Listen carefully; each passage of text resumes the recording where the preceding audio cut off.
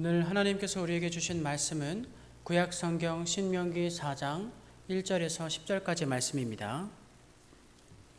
구약성경 신명기 4장 1절에서 10절까지 말씀입니다. 우리가 한 절씩 교독하도록 하겠습니다. 이스라엘아, 이제 내가 너희에게 가르치는 규례와 법도를 듣고 준행하라. 그리하면 너희가 살 것이요 너희 조상의 하나님 여호와께서 너희에게 주시는 땅에 들어가서 그것을 얻게 되리라.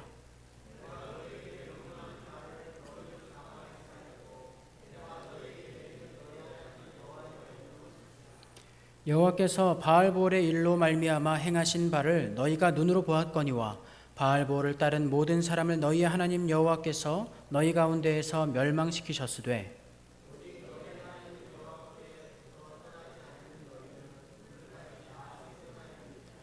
내가 나의 하나님 여호와께서 명령하신 대로 규례와 법도를 너희에게 가르쳤나니 이는 너희가 들어가서 기업으로 차지할 땅에서 그대로 행하게 하려 함인즉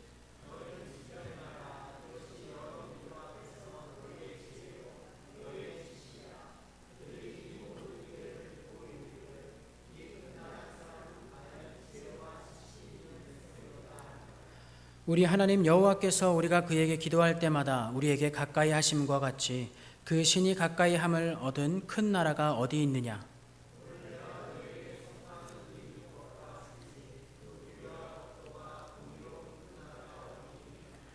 오직 너는 스스로 삼가며 내 마음을 힘써 지키라. 그리하여 내가 눈으로 본 그 일을 잊어버리지 말라. 내가 생존하는 날 동안에 그 일들이 내 마음에서 떠나지 않도록 조심하라. 너는 그 일들을 내 아들들과 내 손자들에게 알게 하라. 내가 호렙산에서 내 하나님 여호와 앞에 섰던 날에 여호와께서 내게 이르시기를 나에게 백성을 모으라. 내가 그들에게 내 말을 들려주어 그들이 세상에 사는 날 동안 나를 경외함을 배우게 하며 그 자녀에게 가르치게 하리라 하시매. 아멘. 하나님께서 함께 하십니다. 신명기 4장은 본격적으로 모세가 이스라엘 백성들에게 하는 마지막 설교에 해당합니다. 이제 그는 벳볼 맞은편 산 꼭대기에서 저기 강 너머의 요단강 저편의 가나안 땅을 바라보며 한참을 서성이다가 이제는 이스라엘 백성들을 돌아보며 이야기하는 것입니다. 나는 이제 여기까지이니 이제 너희들이 나아갈 가나안 땅에서 너희들의 삶은 어떠해야 하는지에 대해 알려주겠다라고 말하는 것이죠. 그래서 4장에 이제 모세의 이 규례와 법도에 대한 이야기가 나온 다음에 이제 5장에는 다시금 새롭게 조금은 출애굽기 때와는 살짝 다른 느낌의 이 10계명을 전달하고 있습니다. 이 10계명을 저희가 금요일에 또 볼 예정입니다.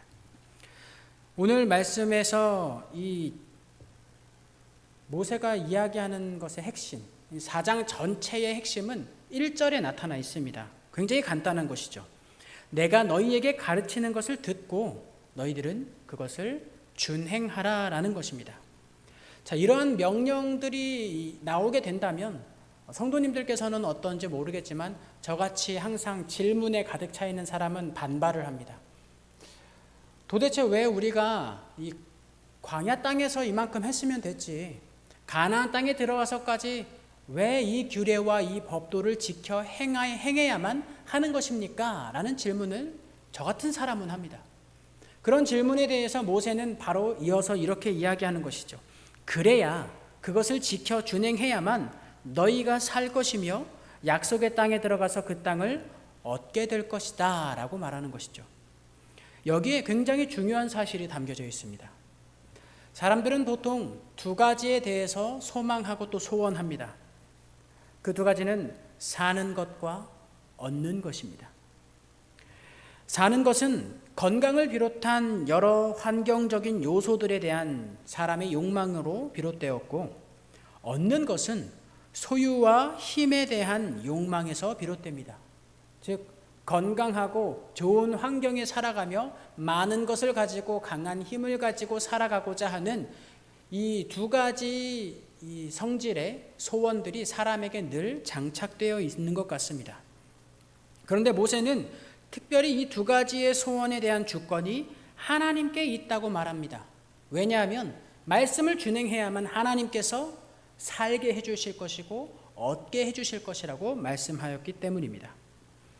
그래서 그들이 살아가는 것은 하나님께서 살리시는 것이고 그들이 얻는 것은 하나님께서 주시기 때문에 가능하다라는 것을 말하고 있습니다.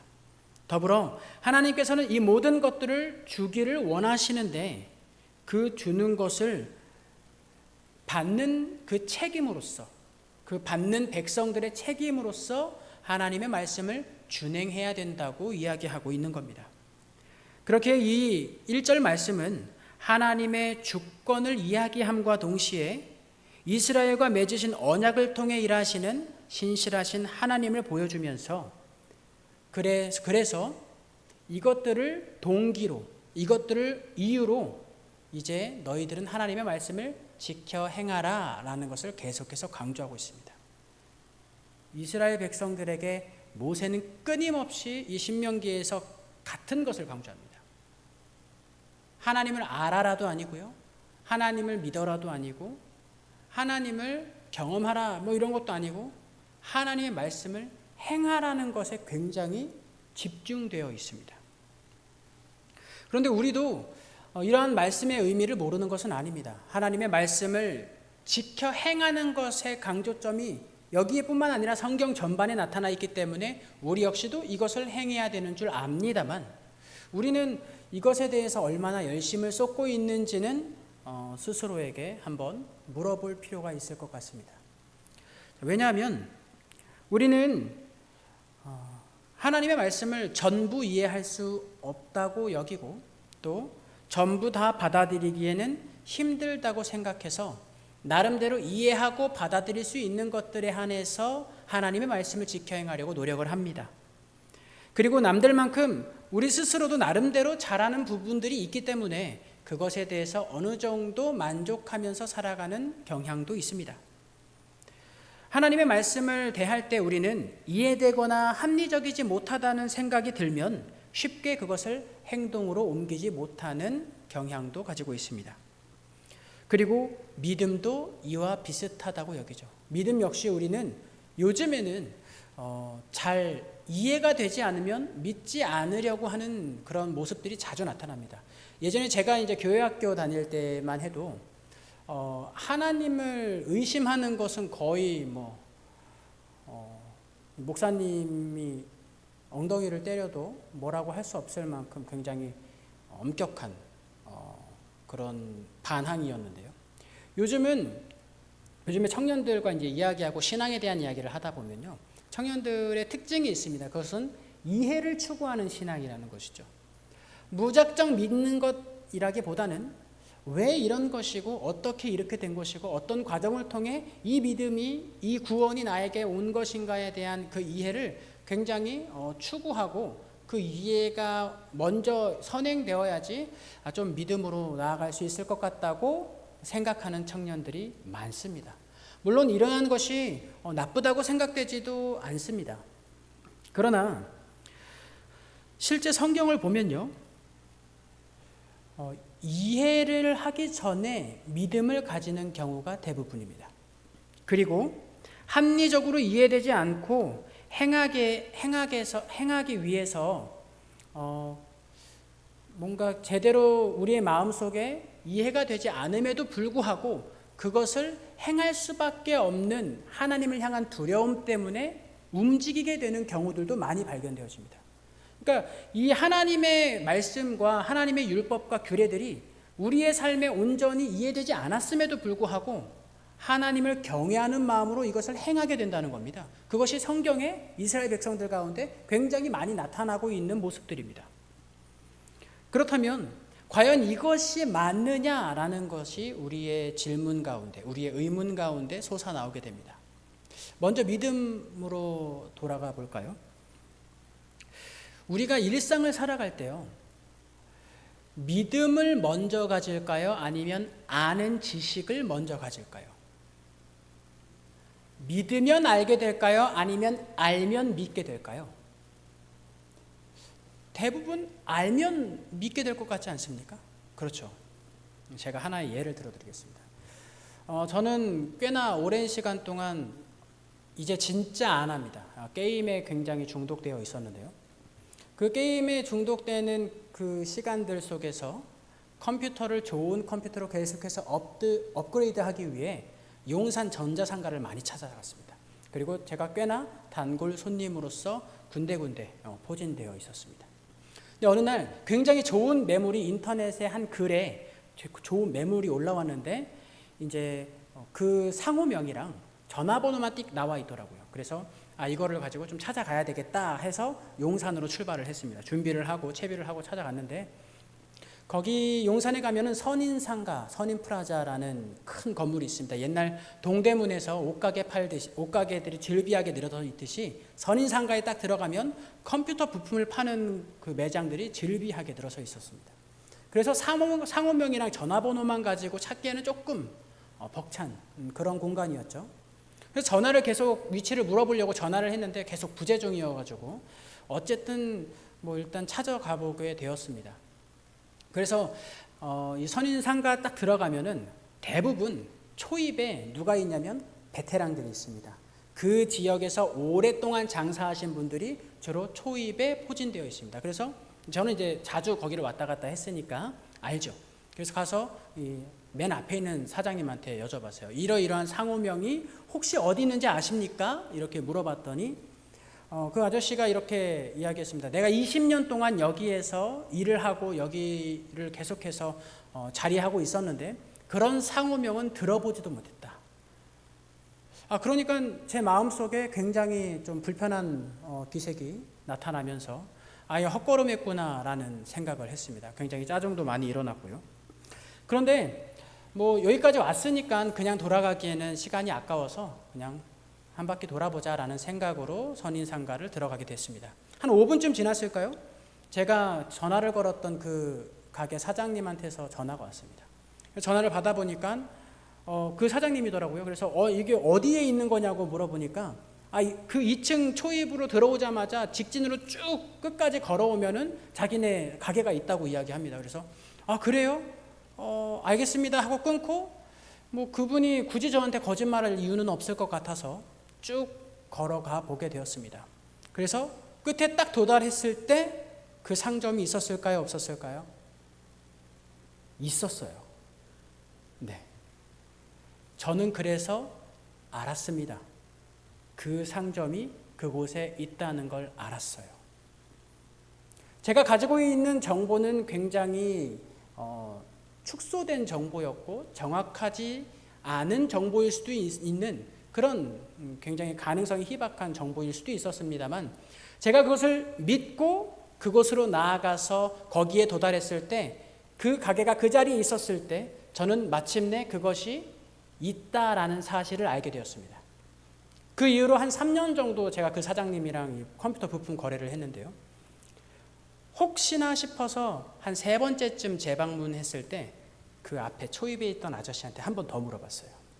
그랬더니 그 아저씨가 똑같이 대답합니다. 내가 20년 동안 여기 있었는데 그런 상호명은 들어본 적도 없다고요.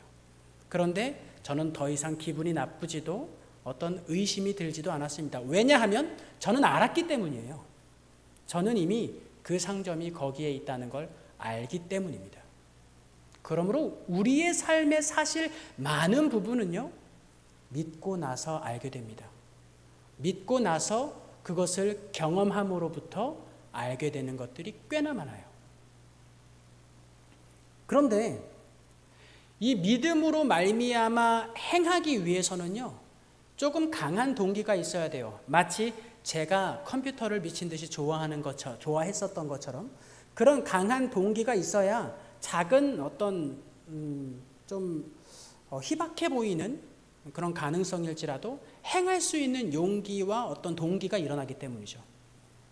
그래서 하나님께서는 율법과 규례를 이야기하실 때 그들에게 경외함을 항상 나타내십니다. 경외스러운 하나님을 나타내세요.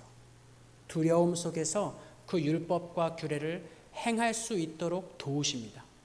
그것이 마침내 그들이 하나님의 말씀이 나의 삶에, 나의 마음에 합하지 않더라도, 이해되지 않더라도, 합리적이지 않게 여겨질지라도 그래도 그 하나님을 경외함으로 말미암아 그것을 행했을 때 마침내 하나님께서는 그들에게 알게 하시는 겁니다.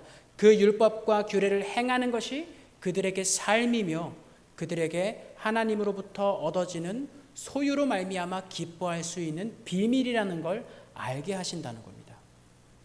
그러면 그 다음부터 이 일들이, 이 알미, 하나님을 향한 알미 쌓이면 쌓여갈수록 어떻게 되나요? 외부의 환경의 요소들에 흔들리지 않게 되는 것입니다. 바로 그렇기에 모세는 이스라엘 백성들에게 끊임없이 강조하는 것이었습니다. 행하라. 비록 합리적이지 않아 보일 수 있으나 행하라. 비록 너희들이 다 이해하지 못할 수 있으나 행하라. 왜냐하면 하나님은 선하시기 때문입니다. 하나님은 너희들을 사랑하시기 때문이다. 하나님의 그 사랑과 선하심을 믿음으로 행하라 라고 말씀하십니다. 그러면 알게 되는 것이죠. 하나님이 선하시고 사랑이시라는 걸 그때서야 비로소 알게 되는 겁니다. 1절에 나타난 이 규례와 법도를 준행하라라는 이 말씀에서 이 준행하다라는 단어는요, 아사라는 단어를 씁니다. 히브리어로. 이것은 행하다라는 단어의 뜻이 있긴 하지만 주로 어떤 뉘앙스의 행하라냐면 이해하기 쉽게 영어로 설명했을 때 just do it입니다. 그냥 해. 그냥 하라 라는 것이에요. 왜냐하면 다른 것으로서 그것을 충분히 설명할 수 있는 단어가 없기 때문입니다. 그냥 하는 것입니다. 우리가 자녀들을 사랑하는 것을 당연스럽고 자연스럽게 하는 것처럼 하나님의 백성으로서 하나님의 말씀을 지키는 것을 당연스럽고 자연스럽게 그냥 하는 것입니다. 그때 하나님이 알게 하시기 때문이죠. 이러한 행함을 먼저 하도록 일하신 것에 대한 이야기 말씀이 2절 3절에 나타나고 있는 것입니다. 내가 너희에게 명령하는 말을 너희는 가감하지 말고 내가 너희에게 내리는 너희 하나님 여호와의 명령을 지키라 라고 강조하면서 이 3절에는 그렇게 하지 않았을 때에 어떤 일이 벌어졌는지 기억을 하게 합니다. 그게 3절에 나옵니다. 여호와께서 바알볼의 일로 말미암아 행하신 바를 너희가 눈으로 보았거니와 바알볼을 따른 모든 사람을 너희 하나님 여호와께서 너희 가운데에서 멸망시키셨으되. 이 3절에 나타난 바알볼의 사건은요, 민수기 25장에 나옵니다. 민수기 25장에는 먼저 이제 바알볼을 설명하자면 부올이라는 지역에서 섬기는 바알이라는 신이라는 뜻입니다. 그러니까 부올 지방의 바알 신에서 바알볼이라는 것이죠. 이 당시 민수기 25장에서는 요단 동편에 이제 얼마 떨어지지 않는 지역 속에서 시딤이라는 지역이 있습니다. 시딤이라는 지역에 이제 이스라엘 백성들이 잠시 머물게 되었는데 이스라엘 백성들이 여기서 눈이 번쩍 뜨이는 게 하나 있었어요. 그것은 무엇이었냐면 그들이 가지고 있는 어떤 문화적인 환경과 아름다운 여인들이었습니다.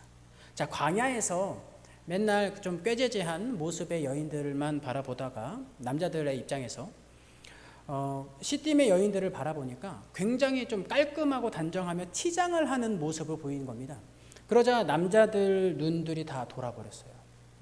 다들 약간 이 마음속에 품고 있었던 음욕이 차오르면서 예쁜 여인들과 함께 하고 싶다는 마음들이 많이 생기게 되겠죠. 자연스럽게. 그런데 이게 웬 떡입니까? 이게 웬걸? 시딤 지역에서 하는 제사 행위가 뭐였냐면 음행하는 것이었어요. 그러니까 시딤에 행하는 바알볼을 향한 제사를 드리기만 하면 아리따운 여인들과 음행을 할 수 있는 기회가 자연스럽게 주어지는 겁니다. 그래서 많은 이들이 그 제사에 함께합니다. 그 제사를 함께함을 시작으로 인하여 그들의 삶의 모습이요 빠른 속도로 타락합니다. 빠른 속도로 그들의 삶이 무너져요. 이 일을 바라보신 하나님께서는 진노를 일으키십니다. 그 진노를 일으키심과 동시에 그 순간 이 민수기 25장에서 광야 전체 40년 기간 동안에서 가장 많은 죽음이 여기엔 일어납니다. 하나님의 진노로 말미암아 연병으로 인하여 24,000명이 죽습니다. 24,000명이 죽으니까 이 이스라엘 진영에서는요, 늘 통곡 소리밖에 나오지 않아요. 통곡 소리, 슬픔의 소리, 우울한 분위기가 그 모든 이스라엘 진영을 휩습니다. 그런데 여기에서 이 이스라엘의 12지파 아시죠? 그 중에 이제 시므온 지파가 있습니다. 그 시므온 지파의 수장인 시므리라는 사람이요, 그 슬픔이 가득한 그 진영 가운데 자기 회막에 이방 여인, 미디안 여인을 데리고 들어가서 음행을 벌입니다. 다른 사람들 통곡하고 슬퍼하고 하나님 앞에 어떤 참회의 기도를 드리고 있는데, 한 지파의 수장이라는 사람이 그 이방 여인의 음행으로 인해서 지금 이 지경이 됐는데, 그 행위를 자신의 이스라엘 진영 안에서 아무렇지도 않게 행하는 모습을 보이는 겁니다. 그들의 타락이 얼마나 심각했는지 알 수 있겠죠. 근데 그 모습을 바라본 비느하스라는 사람이 있는데요, 그 모습을 딱 보고 비느하스가 완전히 화가 머리끝까지 차올라서 창을 들고 그 회막 안으로 들어갑니다. 그리고 그 창으로 그 시므리와 그 미디안 여인을 한 번에 꿰뚫어 가지고 죽입니다. 그러자 그곳에 있었던 그 사건으로 인하여서 하나님의 진노가 멈추게 됩니다. 이 사건을 민수기 25장 11절은 이렇게 기록하고 있습니다. 제사장 아론의 손자 엘르아살의 아들 비느하스가 내 질투심으로 질투하여 이스라엘 자손 중에서 내 노를 돌이켜서 내 질투심으로 그들을 소멸하지 않게 하였도다. 바로 이 비느하스의 행동의 근원이 어디에 있었냐면 하나님의 질투에 있었다는 겁니다. 다른 신을 섬기고 하나님을 외면하여 타락한 그들의 모습을 바라보며 하나님께서 질투하심을 일으키셨고, 그 질투하심을 이 비느하스가 똑같이 경험하게 되어서 진노를 일으킴으로 그들을 죽였더니 하나님의 질투로 이스라엘 백성들을 진멸하는 그 일들이 그쳐지게 되었다라는 겁니다. 해결되었다라는 것이죠. 하나님의 말씀을 준행하지 않았을 때에, 그렇기 때문에 그 순간 조금 잘못되는 것이 아니라 끊임없이 도미노가 무너지듯 공든 탑이 무너지듯 끝없이 타락하고 추락하는 그들의 삶의 모습이 여기에 나오는 것입니다. 그리고 동시에 하나님의 말씀을 준행하는 한 사람을 통해 그 무너져가는 삶의 모습을 다시금 회복시키는 일 역시도 여기에 나오는 것이죠. 이러한 이 내용들이 신명기 4장 3절 4절에 그대로 반복되는 겁니다. 한 번 더 봉독하겠습니다. 여호와께서 바알보올의 일로 말미암아 행하신 바를 너희가 눈으로 보았거니와 바알보올을 따른 모든 사람을 너희의 하나님 여호와께서 너희 가운데에서 멸망시키셨으되 오직 너희의 하나님 여호와께 붙어 떠나지 않는 너희는 오늘까지 다 생존하였느니라. 아멘. 그 가운데에서 여전히 하나님의 말씀을 따르는 자, 하나님의 말씀을 온전히 다 행하지 못하더라도 하나님께 붙어서 떠나지 않으려고 발버둥 치는 자, 그 사람들이 바로 가나안 땅에 들어가는 사람들이고, 그런 사람들이 바로 이 시대의 그리스도인들인 겁니다. 우리 이어서 6절 8절 말씀을 보겠습니다. 너희는 지켜 행하라. 이것이 여러 민족 앞에서 너희의 지혜요 너희의 지식이라. 그들이 이 모든 규례를 듣고 이르기를 이 큰 나라 사람은 과연 지혜와 지식이 있는 백성이로다 하리라. 우리 하나님 여호와께서 우리가 그에게 기도할 때마다 우리에게 가까이 하심과 같이 그 신이 가까이 함을 얻은 큰 나라가 어디 있느냐. 오늘 내가 너희에게 선포하는 이 율법과 같이 그 규례와 법도가 공의로운 큰 나라가 어디 있느냐. 6절로 8절 말씀에는 반복되는 단어가 한 가지 있습니다. 그건 바로 큰 나라라는 거예요. 큰 나라. 자, 우리가 큰 나라라고 이제 이야기했을 때 떠오르는 것들이 뭐가 있을까요? 땅이 큰 나라, 사람이, 백성이, 이 인구가 많은 나라, 돈이 많은 나라, 기술이 좋은 나라, 시민 의식이 높은 나라, 군사력이 강한 나라. 이런 나라들이 우리가 생각할 때 흔히 큰 나라로 여겨지는 나라들입니다.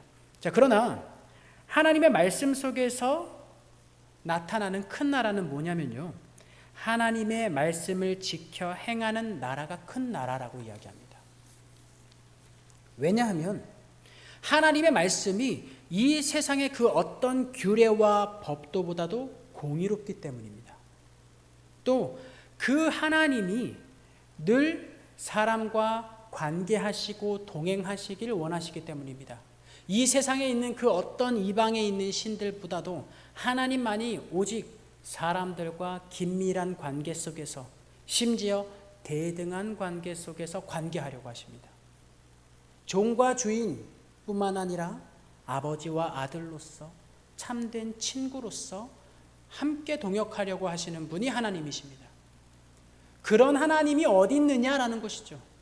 동시에 그 하나님의 말씀을 바라보면 세상 사람들이 참 그 규례와 법도가 지혜롭고 공의롭다라고 감탄하게 된다고 합니다. 그런 말씀을 택하시고 우리에게 준행하라고 하시는 하나님 같은 분이 어디 있냐라고 이야기하는 겁니다. 그러므로 다시 한번 여기에서는 강조하고 있습니다. 그러니 너희들은 그 하나님의 말씀을 지켜 준행하라. 마지막으로 9절로 10절 말씀입니다. 오직 너는 스스로 삼가며 내 마음을 힘써 지키라. 그리하여 내가 눈으로 본 그 일을 잊어버리지 말라. 내가 생존하는 날 동안에 그 일들이 내 마음에서 떠나지 않도록 조심하라. 너는 그 일들을 내 아들들과 내 손자들에게 알게 하라. 내가 호렙산에서 내 하나님 여호와 앞에 섰던 날에 내 여호와께서 내게 이르시기를 나에게 백성을 모으라. 내가 그들에게 내 말을 들려주어 그들이 세상에 사는 날 동안 나를 경외함을 배우게 하며 그 자녀에게 가르치게 하리라 하시매. 하나님께서는 이제 기간에 대해서 이렇게 이야기해 주셨습니다. 하나님, 제가 이 정도 했으면 그래도 하나님 말씀 잘 지키며 살았죠. 제가 여기까지 참 많은 일들과 많은 여건들 속에서 하나님을 섬기고 하나님의 말씀을 지키려고 애썼는데 저 이 정도면 참 괜찮게 살았죠 라고 했을 때 하나님께서는 이렇게 이야기하신다는 겁니다. 아니야. 너희에게 주어진 그 모든 순간들, 그 시간들이 끝나는 그날까지 하나님의 말씀을 준행하기 위해 힘써라 라고 이야기하신다는 겁니다. 하나님께 만족이 없냐고요? 그런 것은 아닐 겁니다. 하나님은 우리가 하나님께서 있으라 한 그 자리에 있는 것만으로도 기뻐하실 겁니다. 그러나 거기서 멈추기를 원하시지는 않습니다. 하나님은 우리의 삶에 하나님을 바라는 것만으로도 기뻐하시나 그것만으로 멈추어 주실 분은 아닙니다. 끊임없이 더욱 고급된 신앙의 길로, 성숙한 신앙의 길로 우리를 계속해서 보내시는 겁니다. 그래서 우리는 평생 동안 살면서 그 삶 가운데 지금껏 보았던 것들을 잊지 말라고 합니다. 무엇을 보았나요? 하나님의 말씀을 지키지 않고 하나님을 떠났을 때 나타나는 우리 인생의 무너짐, 그리고 하나님을 붙잡고 살았을 때 끊임없이 반복되었던 고난과 역경 속에서도 능히 견딜 수 있는 힘을 주시는 그 경험들, 그것들을 잊지 말고 부디 우리에게 허락된 그 모든 시간과 모든 순간에까지 하나님의 말씀을 지켜 준행할 그런 삶을 살라고 계속해서 강조하는 것입니다. 그리고 더불어 자녀들에게 하나님을 경외하는 모습을 보고 배우게 하라고 합니다. 자녀들 역시도 신앙의 여정의 출발점에 있는 입장으로서 그것이 무작정 하나님을 믿는 믿음만으로 이루어지지 않으려고 하는 그때에 하나님을 경외함으로 그 말씀을 지켜 행하는 just do it 할 수 있는 그 동기를 이 부모로서 보여주라는 겁니다. 그것을 알려주라는 겁니다. 그리고 그것을 알려줬을 때 함께 그 하나님의 말씀 앞에서 선 삶을 살아갈 때 함께 같은 하나님을 경험하게 되고 그것이 곧 신앙의 교육이 되는 것이며 그 가정에 함께 하시는 하나님을 경험하는 굉장히 귀한 순간들이 된다는 것입니다. 오늘의 말씀을 빗대어 마무리해보자면 하나님의 말씀을 우리가 행동하지 않는다면 그 말씀이 우리의 삶 가운데 얼마나 놀랍고 공의로우며 지혜로운 것인지 알 수 없습니다. 그러니 사랑하는 성도 여러분, 하나님의 말씀을 따라 행할 수 있기를 바랍니다. 그 말씀 하나하나, 문자 하나하나를 지키라는 것 아니라는 거 아시죠? 하나님의 말씀이 가지고 있는 방향성을 보십시오. 율법이 가지고 있는 방향성을 보십시오. 하나님을 사랑하는 것, 이웃을 사랑하는 것, 사랑은 오래 참고 인내하는 것이라는 것. 그것이 우리의 삶의 기쁜 방향성이 될 수 있기를 바랍니다. 그것을 살아냈을 때 하나님께서 허락하시는 우리의 생명의 샘솟음과 우리의 삶의 때마다 시마다 얻어지는 하나님의 허락하신 소유가 우리의 삶을 더욱 기쁨 가운데 나아가게 할 수 있기를 바랍니다. 우리 이 시간 함께 기도할 때에 이렇게 기도하기를 원합니다. 하나님, 우리가 말씀에 대한 이해의 추구만 하는 것이 아니라 말씀을 따라 움직이는 것을 추구하는 이 시간들 우리 성도들이 될 수 있도록 함께 성령님의 도우심을 간구하겠습니다.